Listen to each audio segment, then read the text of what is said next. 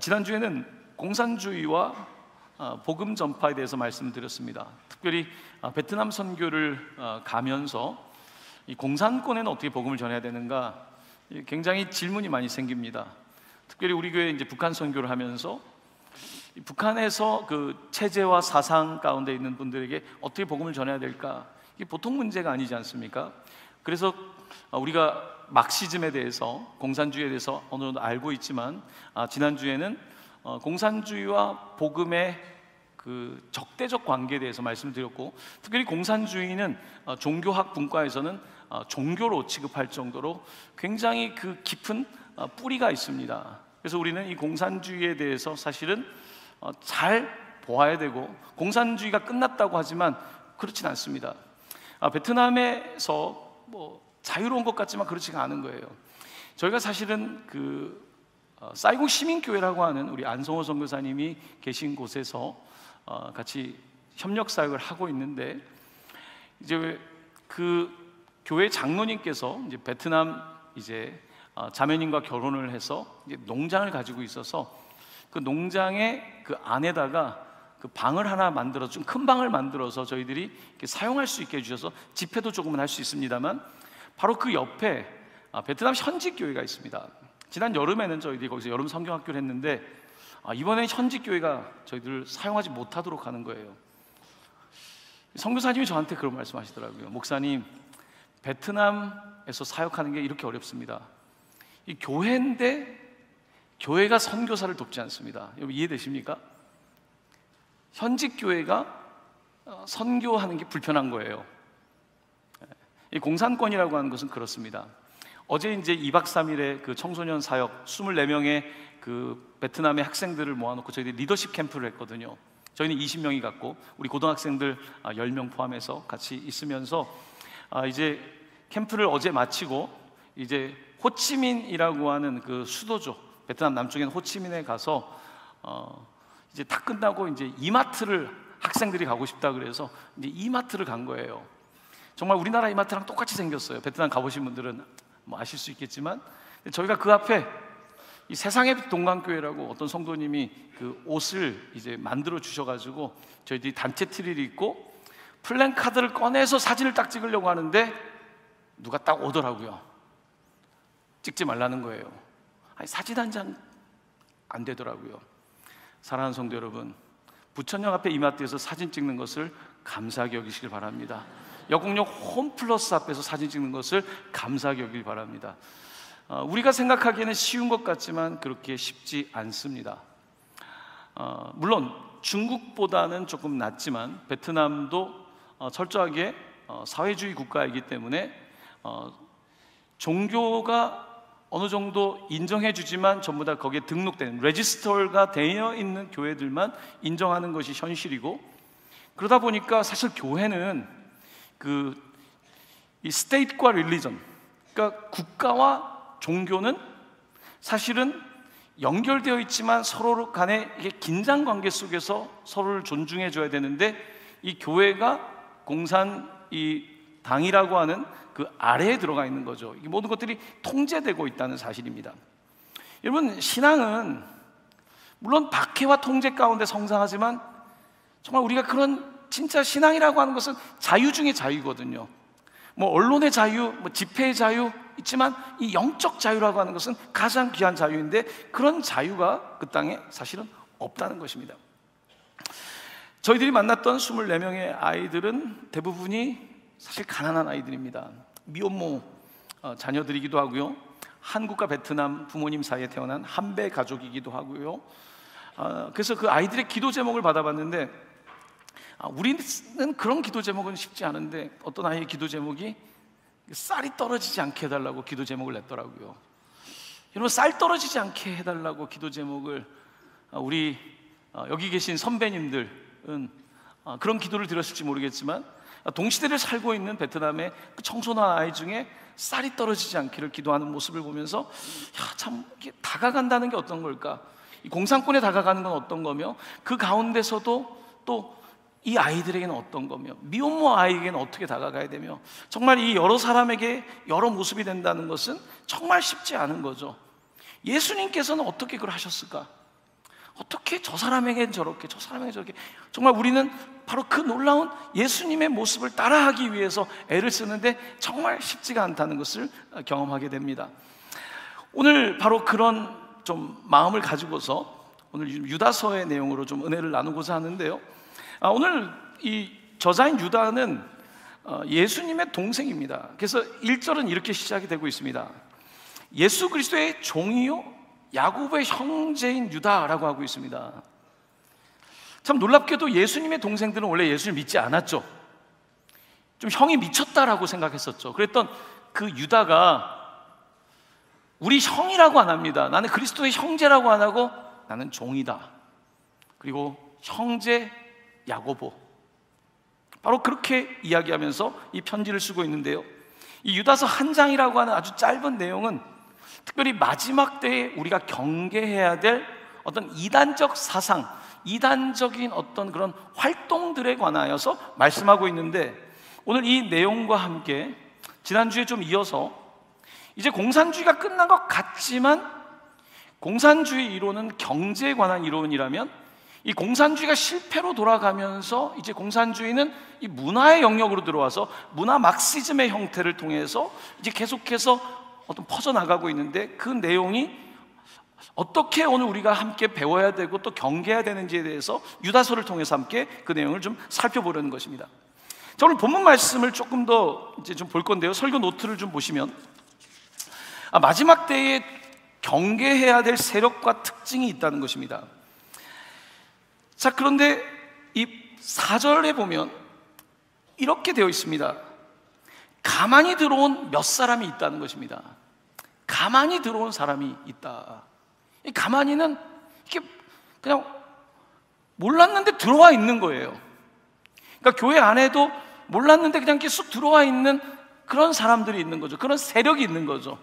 바로 그런 사람들이 있어서 교회의 혼란을 야기하고 사람들을 진리에서부터 멀어지게 하는 그런 가만히 들어온 사람들이 있다는 것입니다.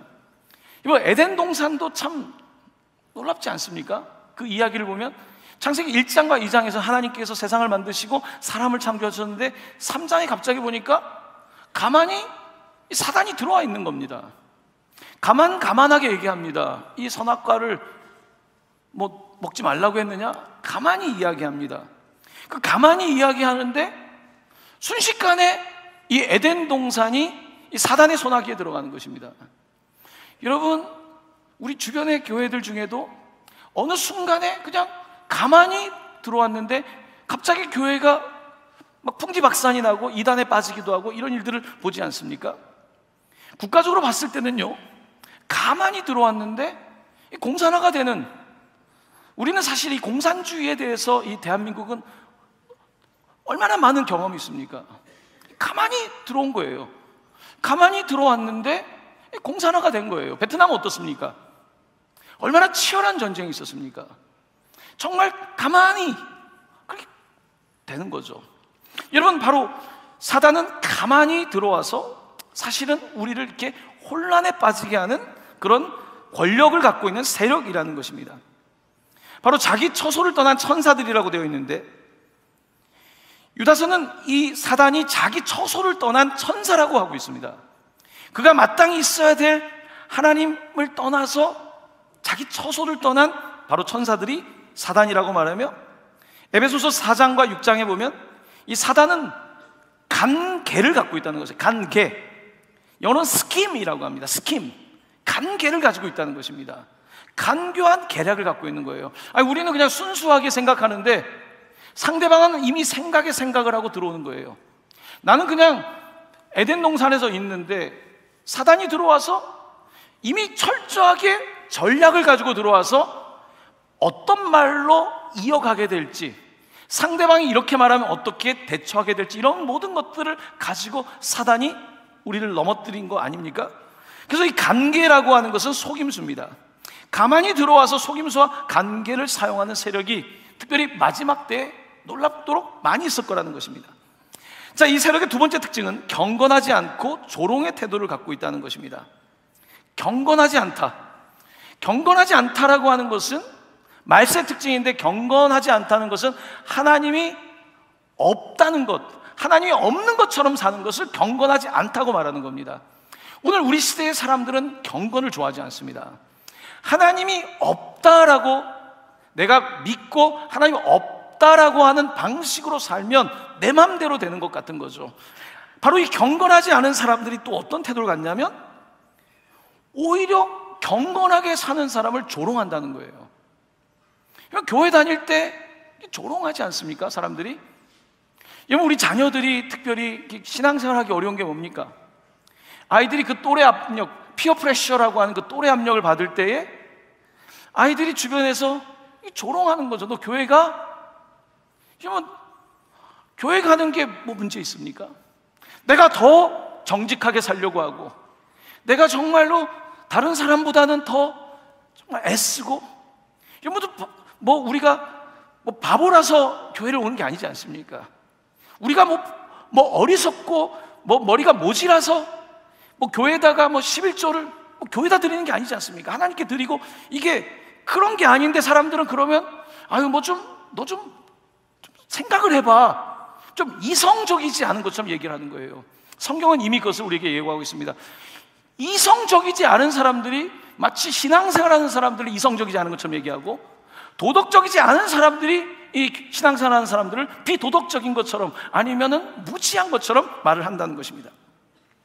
베드로후서 3장 3에서 5절에는 이 조롱에 대한 놀라운 이런 말씀이 있습니다. 먼저 이것을 알지니 말세에 조롱하는 자들이 와서 자기의 정욕을 따라 행하며 조롱하여 이르되 주께서 강림하신다는 약속이 어디 있느냐? 조상들이 잔 후로부터 만물이 처음 창조될 때와 같이 그냥 있다, 세상 하나도 안 달라져 하니 이는 하늘이 옛적부터 있는 것과 땅이 물에서 나와 물로 성립된 것, 또 하나님의 말씀으로 된 것을 그들이 일부러 잊으려 함이로다. 아멘. 사람들은요 조롱합니다. 조롱하는 사람들은요 사실은 교만심이 있고요, 이 교만이라고 하는 것의 그 뒷면은 사실은 정직하지 못한 어떤 열등남들이 있는 거죠. 여러분, 정말 말도 안 되게 조롱하지도 말아야 될 사람들이 이 그리스도인들을 조롱하고 하나님을 믿고 살아가는 사람들을 우습게 여기는 일들이 너무 많다는 것입니다. 이런 일들이 말세에 너무 흔할 거라는 거예요. 왜냐하면 사람들은 점점 무신론을 믿게 될 거라는 거죠. 신이 없다라고 믿게 될 것이고, 무신론을 믿게 될 때에 사람들은 결국 유물론에 빠지고 물질이 되는 거죠.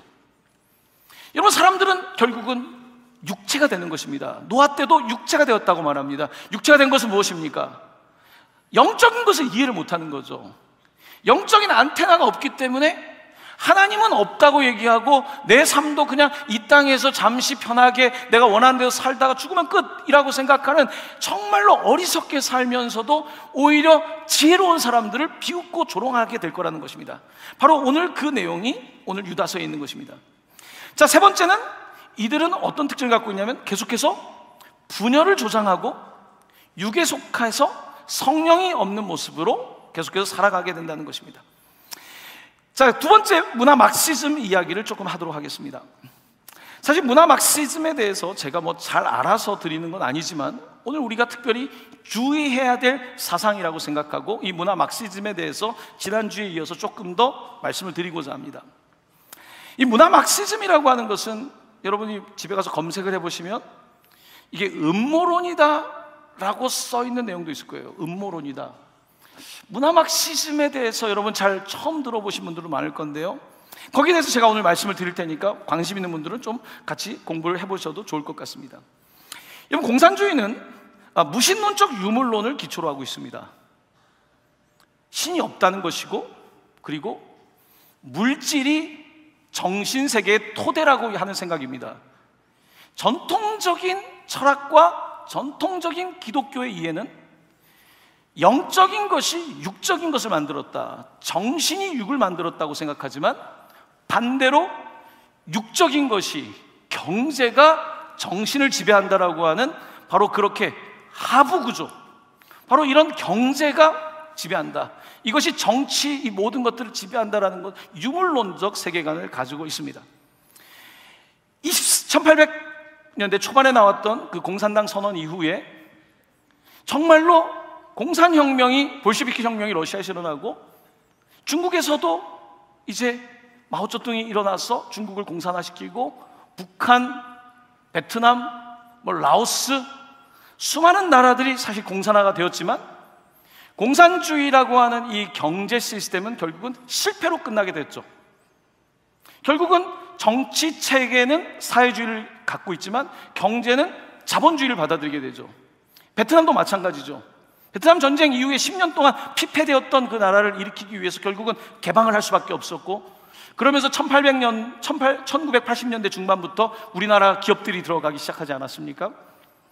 자, 이런 상황 속에서 이제 사람들은 사회, 정치는 모두 공산당 일당 독재인데 자본주의는 맛보는 거죠. 그런 아주 독특한 형태로 지금 이 중국과 베트남을 비롯한 나라들은 지금 그런 체제를 갖고 있는 것이 사실입니다. 자, 그러면 이 문화 막시즘의 특징은 뭔가? 첫 번째입니다. 이 갈등 이론이라는 것입니다. 갈등 이론. 여러분, 이 공산주의 사상 자체는 우리의 정반합이라고 하죠. 하나가 있으면 그것을 반대해서 이게 합으로 간다는 정반합의 철학을 갖고 있고, 역사는 진보한다라고 하는 철학을 갖고 있고, 자본주의는 결국은 역사 발전에 따라서 실패할 것이고 그 이후에 공산주의가 들어오게 된다는 역사 발전 이론을 갖고 있고, 이것은 역사적 진화론, 어떤 세상의 어떤 생물학적 진화론이 아니라 역사적 진화론을 가지고 있는 것이 바로 이 특징입니다. 공산주의는 이 정반에서 반대를 강조합니다. 반대. 잘못됐다는 거예요, 세상이. 그래서 세상을, 기득권을 갖고 있는 그 세력들, 기득권을 갖고 있는 세력 뒤에는 기독교가 있다. 기독교가 이것들을 옹호하고 있고, 그래서 이것들을 반대하는 입장을 취하고 있는 것이 사실은 공산주의 이론이고, 그리고 이 공산주의 이론이라고 하는 것은 계속해서 그러므로 반대하는 것을 아주 어렵지 않게 생각합니다. 자, 그래서 이 공산주의 그 경제 이론에서는 이 자본가 계급과 그 다음에 노동자 계급을 나눴다면, 문화 막시즘에서는 어떠냐면 아이덴티티, 이 정체성을 가지고 남자와 여자를 나누고, 그리고 젠더 아이디올로지, 수많은 이 성들, 성소수자를 비롯해서 엄청나게 많은 이 소수성들이 존재하게 되는 거죠. 그러니까 기존의 질서에 반대하는 거예요. 우리는 하나님께서 남자와 여자를 만드셨다는 것을 믿지만 거기에 반대하는 거예요. 왜 남자와 여자만 있느냐? 나는 취향이 다르고 나의 오리엔테이션이 다르고, 그래서 이 반대하는 특징을 갖고 있는 거예요.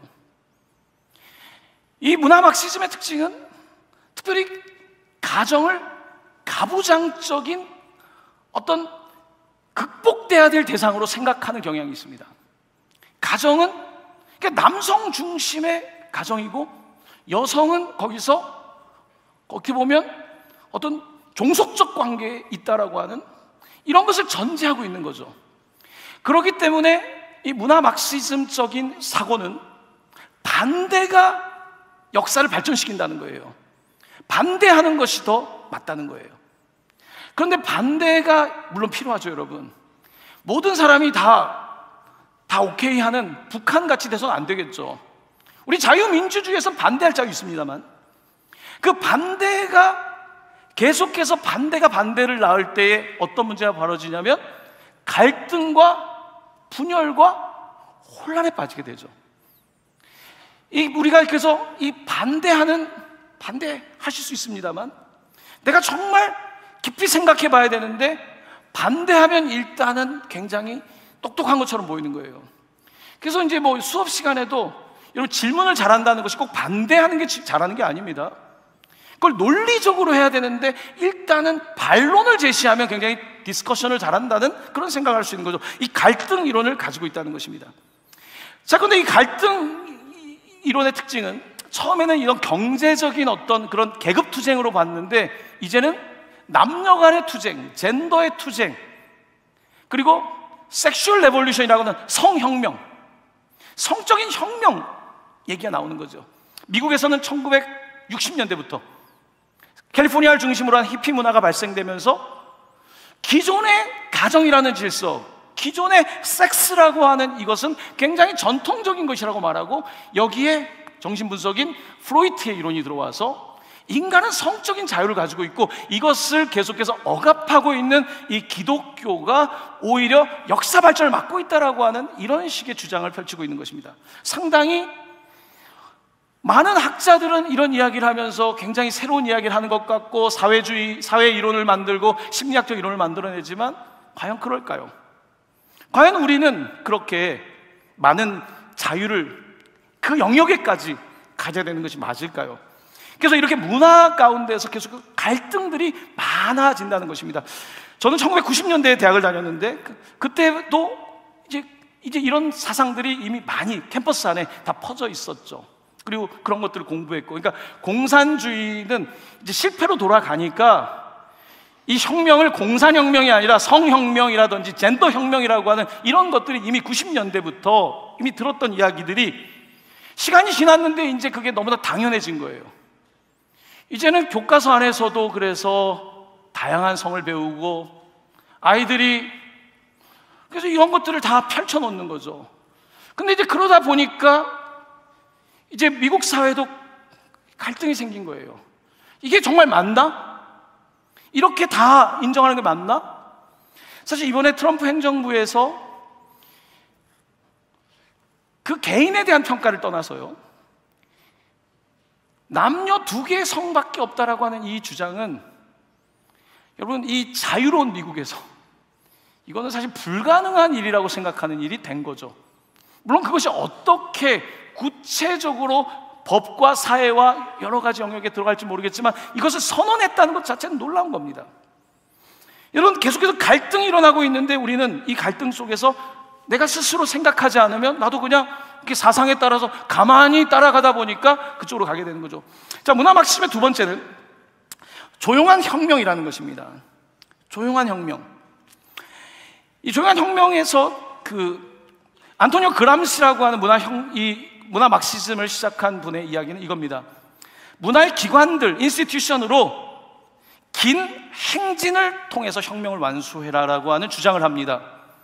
그러니까 기관들 속으로 들어가라는 거예요. 언론 기관에 들어가고 법원에 들어가고 학교에 들어가고 예술의 영역에 들어가고, 그러니까 문화의 영역에 들어가서 이제는 어떤 노동자와 자본가라고 하는 경제적인 어떤 피해 혁명이 아니라 문화적인, 가만히 들어가서 이 안에서 이렇게 이제 하라는 이야기를 사실은 하고 있는 것입니다. 그게 조용하게 바뀐 거예요. 미국이 얼마나 청교도의 나라이고, 물론 미국이라고 해서 뭐 다 좋진 않겠지만요, 정말 교회에 가서 예배드리고 이런 것들을 가정을 지켜내고 미국의 어떤 중산층이라고 하는 프라이드를 가졌었는데 언제부터인가 이런 것들이 무너지기 시작한 거예요. 그러니까 너무 당연해지는 거예요, 모든 것들이. 그러니까 이제 어떻습니까? 말을 못해요. 신학교에 가도요, 소수자도, 성소수자도 있고 하니까 어떻게 말합니까? 그러면 관계가 틀어지고, 미국에서는 보통 최소 10분의 1 정도는 성소수자들이고, 그러니까 자식한테도 얘기를 못하고 그냥 이 영역은 그냥 말하지 않는 영역이 돼버리는 거죠. 근데 이런 일들이 한 세대 만에 자연스럽게 가만히 돼버렸다는 거예요. 그러니까 아마 여기에서 조금 위의 세대 분들은 이게 도대체 세상이 무슨 얘기를 하는 거야? 그러다 보니까 이제 세대 간의 갈등과 이런 여러 가지 어려움들이 생겨나는 것이 사실입니다. 이렇게 조용하게 들어가서 바꾸는데, 그람시가 주장하는 것은 뭐냐면 가운을 입은 사람들, 전문적 엘리트들을 잡으라는 거예요. 저도 오늘 가운을 입고 있습니다. 교회의 목사를 좀 더 사상적으로 막시즘적인 사상을 할 수 있게 하라는 거예요. 법관의 옷을 입고 있는 사람을 그렇게 하라는 거예요. 언론, 대학 교수, 이러한 문화를 만드는 사람들, 지식층들을 공략하라는 것이 문화 막시즘의 핵심적인 내용인 것입니다. 여러분, 이게 문화라는 것은요, 사실은 티나지 않지만 자연스럽게 되는 거예요. 자연스럽게 언론에 그렇게 나오고 교회 가서 늘 그렇게 말씀을 듣다 보면 그런 거고, 사법부의 재판이 그렇게 되다 보면 아, 그런가 보다 하는데 우리가 생각을 해봐야 되는 거예요. 지금 이게 맞게 가고 있는가? 여러분 각자 다른 생각을 가지고 있지만 내가 신앙의 양심을 가지고, 여러분 각자 나는 신앙의 양심을 가지고 어떻게 할 것인가, 나는 내 자녀에게 뭘 가르칠 건가, 우리가 정확하지 않으면 우리는 누군가에게 끌려가게 되는 거죠.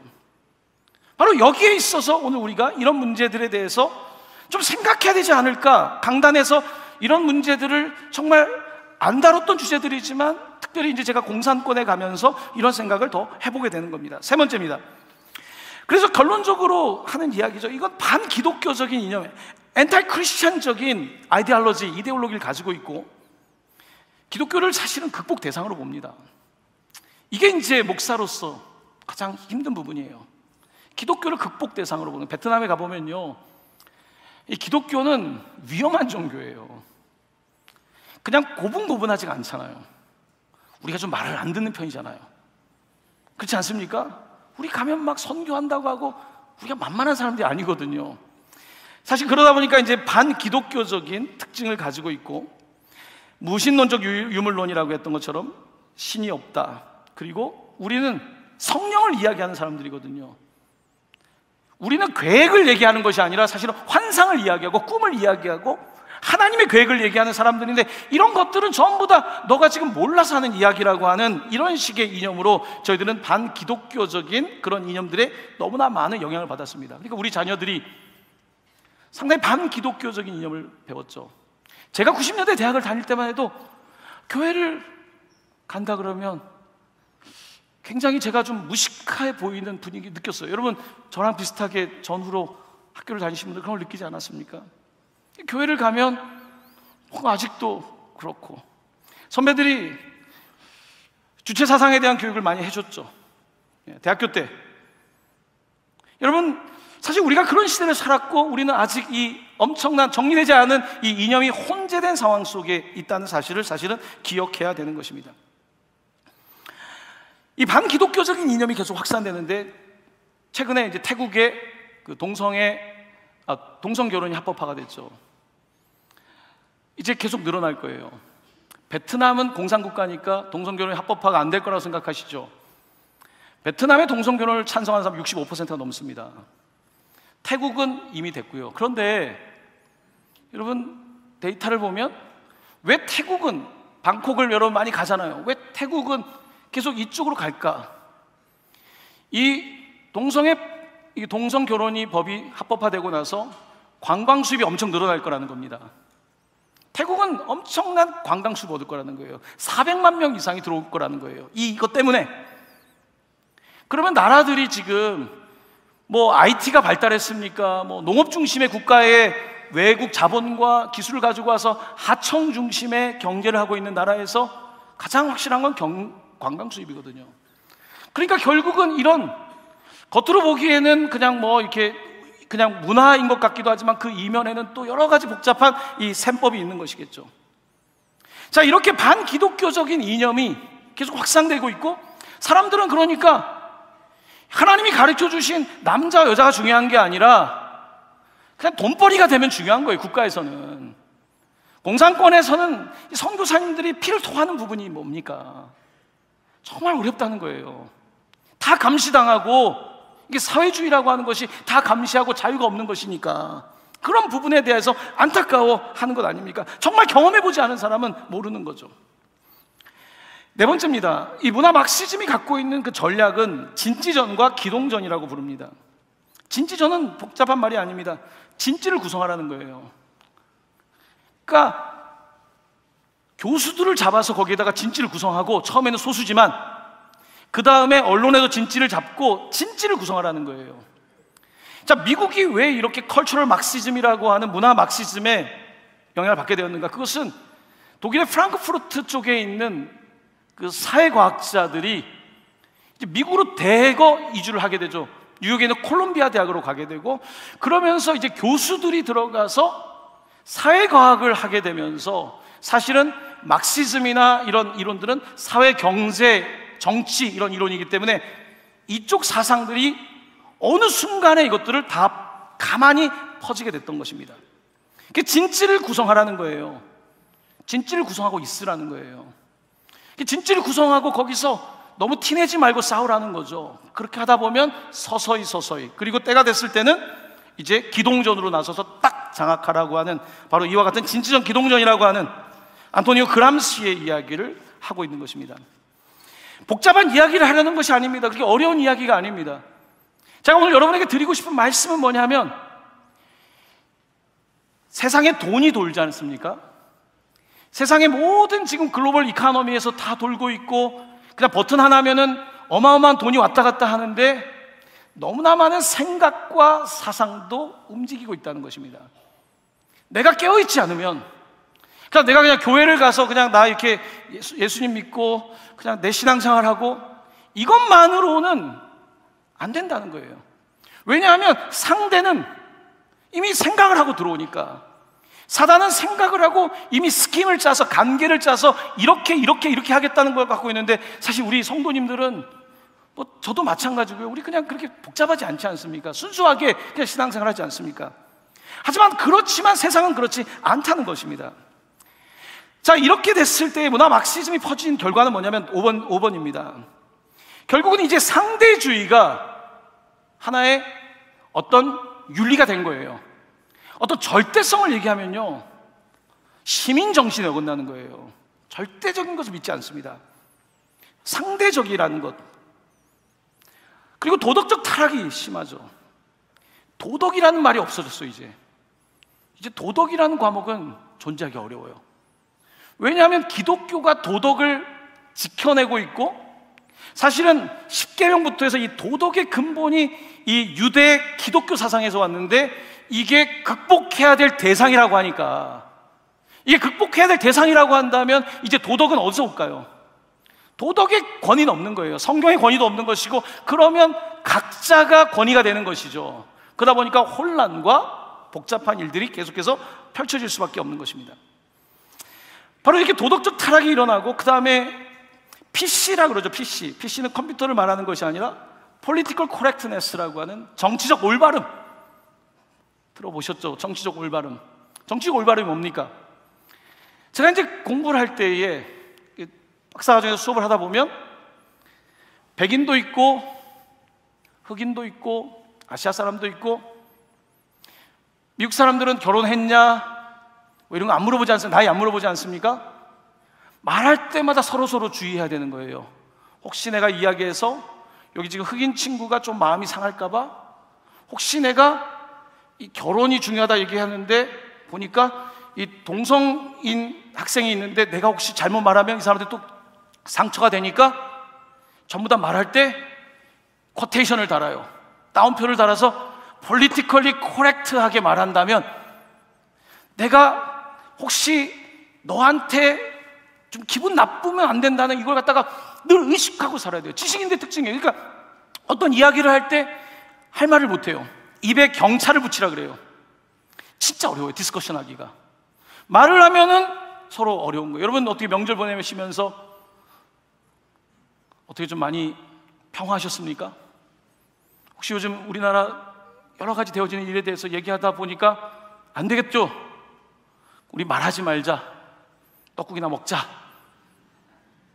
아들도 생각이 다르고 딸도 생각이 다르고, 20대 30대 우리 자녀들의 생각이 달라요. 남학생들과 여학생 생각이 다르고. 여러분, 이 반대하는 것들이 발전하는 것 같지만 정말 우리가 생각하고 또 생각해야 되고, 여러분 각 교회의 성도들도 각자의 생각은 있겠지만 우리가 여기에 대해서 같이 고민하고 정말 바라보지 않으면 안 되는 거예요. 동성애 코드라고 하는 것이 그러니까 자연스럽게 들어가 있는 거죠. 제가 여러 차례 말씀드렸지만, 제가 이제 153 학교를 하면서 아이들에게 성교육을 어떻게 해야 되는가가 제가 가르치지 않았지만 가장 큰 고민이었습니다. 이걸 어떻게 할까? 그래서 성교육센터를 데려가 보면 뭐 다 동성애 코드죠. 이미 초등학생들이지만 이미 그런 코드가 들어와 있으니까, 이런 것들이 이게 그냥 내 자녀를 보낸다고 되는 게 아니지 않습니까? 바로 이런 것들이 지금 들어와 있는 거예요. 그래서 정치적인 올바름이다 하는 건 뭐냐면, 사실은 다 약자인 거예요. 내가 약자라는 생각을 하고, 요즘 우리 시대는요 다 피해자라고 생각합니다. 문화 막시즘의 결과는 여성인 나는 피해자, 흑인인 나는 피해자, 성소수자인 나는 피해자. 그러면 남는 사람은 미국 같으면 누구만 남냐면요, 백인 남성만 가해자인 거예요. 한국에서는 지금 한국의 경제적 기반이 있는 남성이 가해자인 거예요. 이런 식으로 구성을 하는 것은요, 사실 어떤 문제를 갖고 오냐면, 우리가 사회의 정의와 이런 것들을 생각은 해야 되지만 내가 해야 될 것을 하지 않고 자꾸 그룹에 들어가서 나는 이런 부류 안에 있어요, 나는 이런 부류 안에 있어요 라고 말하면서 실질적으로 내가 해야 될 도덕의 문제에 책임을 지지 않는 거예요. 내가 해야 될 것을 안 하고 나는 피해자인데요. 그래서 회사를 가도 직원 사이에, 고용주와 피고용인 사이에도 끊임없는 이런 갈등들이 만연해 버린 거예요. 모든 영역에, 부모와 자식까지. 이것이 과연 우리가 바라는 민주주의와 우리가 바라는 그와 같은 세상일까요? 성경은 그렇게 말할까요? 제가 미국에서 신학 공부를 하면서 참 놀라웠던 건 뭐냐면요, 하나님을 쓸 때 God이라고 쓰지 않습니까? 그러면 계속 God이라고 쓰지 못하고 대명사를 써야 되잖아요. 그러면 he, 남자나 she를 써야 되는데, 제가 2000년대 초반에 공부할 때만 해도요, God을 he라고 못 썼습니다. 여러분, 하나님은 그가 아니에요. he or she라고 써야 됐어요. 여러분, 하나님을 자꾸 아버지라고 하면 politically correct한 게 아니에요. 아니에요. 그건 안 되는 거예요. 여러분, 그렇게 가르치는 거예요. 하나님을 왜 아버지라고 하세요? 여성분도 어떠세요? 이런 문제들이 이제 다 들어오니까 계속해서 갈등이 일어날 수밖에 없는 거죠. 여러분, 오늘 우리는 이런 시대를 살고 있습니다. 성경은 말세 때에 이런 일들이 일어날 것을 이미 말했고, 어떻게 보면 제대로 나는 그냥 열심히 직장 생활하고 아이들 키우기 위해서 가장으로서, 엄마로서 이 사는 사람들이 우리 얘기는 못하고, 그러니까 역차별에 대한 이야기가 나온 거죠. 하도 답답하니까 이제 10월 27일 지난번에 성도들이 나아가서 거기에 대해서 그래 목소리도 내자, 이거 아닙니까? 우리가 혁명하자는 게 아니지 않습니까? 전복하자는 게 아니라 목소리를 그래도 내야 된다는 이야기를 하고 있는 것입니다. 조금 너무 시간이 많이 가서 이제 맞춰야 되는데 죄송합니다. 세 번째입니다. 짧게 가겠습니다. 교회는 어떻게 해야 되는가? 첫 번째, 거룩한 믿음 위에 자신을 세우라. 여러 가지 사상이 많은데 여기 따라다니고 저기 따라하는 것이 아니라 믿음으로 나를 세워야 됩니다. 여러분의 자신을 세워야 됩니다. 아버지로서 나를 세우고, 어머니로서 나를 세우고, 남자로서 나를 세우고, 직장인으로 나를 세우고, 저는 목사로서 나를 세우는 게 중요한 거지, 이 그룹 저 그룹 하면서 이런 복잡한 것 하기 전에 수신제가 치국평천한 자기 자신을 세우는데 어떻게 해야 될까요? 우리의 방법은 두 번째입니다. 성령으로 기도하라. 우리는 지금 유물론인 자가 아닙니다. 우리는 육체가 정신을 만든다, 영을 만드는 게 아니라 영이 우리의 삶을 지배한다는 걸 믿는 반대 방식으로 생각하고 있기 때문에 우리는 기도해야 되는데 육체로 기도하듯이 이거 주세요 저거 주세요가 아니라 성령 안에서 기도해야 된다는 것입니다. 성령 안에서 기도할 때에 우리의 영이 살고, 영이 살아야지 내가 살 수 있는 거 아닙니까? 여러분, 공산권에는 그게 없어요. 어제 그 이마트에 들어가서 차를 한 잔 마시고 있는데 1시간 동안, 설날 명절이니까 아주 커요. 우리나라 이마트보다 더 크더라고요. 갔는데 보니까 아이들 좋으라고 막 마술쇼 같은 걸 하더라고요. 그럼 우리 같으면 좀 조용조용 하잖아요. 카페에 앉아 있을 수가 없어요. 너무 시끄러워요. 교회 근처를 갔어요. 우리 집회했던데 아침에 불경 소리가 나요. 읽는 게 아니라 테이프를 틀어놔요. 엄청 크게 틀어놔요. 소음이 많더라고요. 선교사님 그러더라고요. 목사님, 우리나라에서는, 베트남에서는 소음에 대해서 관대합니다. 이렇게 시끄러운데요. 그랬더니 선교사님의 이야기입니다. 목사님, 베트남은 그렇게 안 하면 사람들이 다 깔아앉아요. 소리를 막 띄우고 깔아앉지 말라고. 이렇게 해야지 사람들이 축구도 하고 뭐도 하고 깔아앉지 말라고. 그러니까 영을 깨워야 되는데 우리의 혼을 깨우는 거죠. 우리의 감정을 자극하는 거죠. 우리의 피상적인 이성을 자극하는 거죠. 우리의 영이 깨어나야 되는데 영이 아니라 공산권에서는 영을 죽이니까 그냥 먹는 것, 그냥 이건 거예요. 그러다 보니까 정말 복음이 들어가기 너무 어려운 거예요. 아이들과 기도하는데요, 가서 우리가 눈물을 흘리면서 기도하는데 아이들은 이렇게 있어요. 이걸 놓기까지 좀 걸리겠더라고요. 하지만 기도하고 우리 학생들이 같이 가서 같이 뛰고, 처음에는요 이랬던 애들이요, 끝날 때는요 다 같이 울고, 같이 잘 모르겠지만 왜 한국에서 설날에 이들이 왔을까? 마지막에는요 한 명 한 명을 다 안아줬습니다. 우리가 돌아가면서. 이 아이들은요 아버지의 품이 없는 아이들이 많아요. 이 아이들을 안아줄 때 놓지를 않는 거예요. 야, 이 안아준다는 게 이런 건가? 영적으로 눌려 있는 거죠. 영적으로. 얼마나 우리가 지금 이 자유를 누리고 있는데, 정말 공산권이든 아니면 뭐 다른 종교도 이게 영을 다루는 게 아니지 않습니까? 그냥 비나이다 잘 살게 해달라, 내 감정의 문제를 해소해달라가 아니라 성경은 우리의 영에 대해서 말씀하고 있고, 이 영에 대해서 기도하라고 말씀하고 있고, 그렇게 자기를 세우라는 거예요. 기독교의 이 가르침은 근본적으로 다른 거죠. 근데 사람들은 그걸 이해를 못해요. 왜냐하면 영을 놓치고 있으니까. 세 번째입니다. 세 번째는 이런 마지막 때 어떻게 해야 되는가? 예수 그리스도의 긍휼을 기다려라. 정말 어제 선교사님과 헤어지면서요, 선교사님 힘드시겠네요. 공산과 선교하는 게 주님의 긍휼밖에 없어요. 주님, 이 아이들 불쌍히 해주세요. 주님, 이 나라를 불쌍히 해주세요.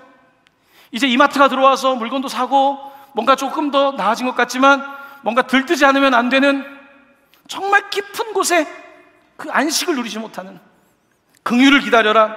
마지막입니다. 우리는 이 시대를 살아가면서 두려움으로 여전히 긍휼히 여겨야 돼요. 정말 그 다른 문화권, 다른 종교권에 가서 그들을 긍휼히 여기는 마음을 가져야 되는데요, 마지막으로 22절, 23절을 읽고 말씀을 마치겠습니다. 같이 봉독합니다. 어떤 의심하는 자들을 긍휼히 여기라. 또 어떤 자를 불에서 끌어내어 구원하라. 또 어떤 자를 그 육체로 더럽힌 옷까지도 미워하되 두려움으로 긍휼히 여기라. 아멘. 아멘. 마지막 때에 정말 두렵지 않습니까? 야, 세상이 어떻게 되는 거야? 하지만 우리는 계속해서 긍휼을 가지고, 그 긍휼을 가지고 나아가야 되는 것입니다. 사랑하는 성도 여러분, 여러 사람에게 여러 모습이 된다는 것이 쉽지가 않더라고요. 3일 동안 같이 있으면서 제가 어제 마지막까지 그 아이들과 함께 마지막 말씀을 전하고 그들을 다 마치고 오고 싶었어요. 그래서 오늘 2부 예배를 연차게 되면 못 올 수도 있는데 선택을 했습니다.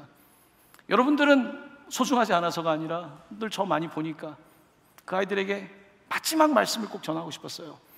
그 아이들을 정말로 한번 안아주고 싶었어요. 그 아이들을 꽉 껴안을 때, 우리 교회 성도님들이 가서 그 아이들 꽉 껴안아줄 때 이 메시지는 다 전달됐는지 모르지만 정말 성령께서 그때 마음을 움직이는 것을 보게 됐습니다. 선교사님이 그러시더라고요. 단기 선교 왔던 팀들 중에 가장 은혜가 넘쳤던 선교였다고. 바로 기도했기 때문에 45일 동안 선교팀이 기도했고 그리고 뭔가를 잘 모르겠지만 헌신할 때에 하나님께서 그렇게 일하시는 분입니다.